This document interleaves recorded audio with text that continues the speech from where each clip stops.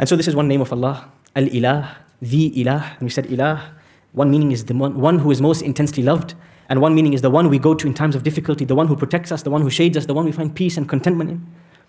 And we said Al-Ilah is the one who only deserves worship and deserves servitude and deserves salah and zakah and all of our attention. Because people can make anything in their life Ilah.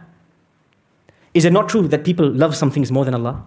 It's true, it happens, right? What does Allah say in the Quran? أَفَرَأَيْتَ مَنِ اتَّخَذَ إِلَهَهُ هَوَاهُ. Have you seen people who made their desires their ilah?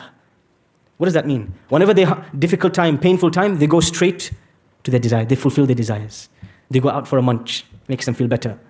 Yes, they fulfill some of their more haram desires, makes them feel better. They don't turn to Allah. They love those things more than Allah. This is very dangerous. And what about those, as Allah says in the Quran, they have equals to Allah. They love something else more than Allah. There are people who love wealth more than Allah. They love their job more than Allah. They love their spouse more than Allah.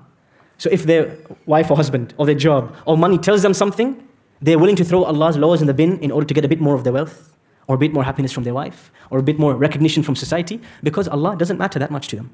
So when you say, La ilaha illallah, that means there is no one you love more than Allah.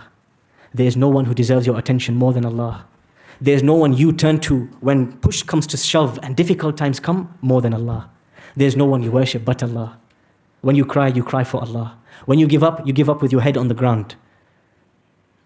When the world pushes you to your knees, you raise your hands to Allah. This is what means La ilaha illallah. Nothing matters to you more than Allah.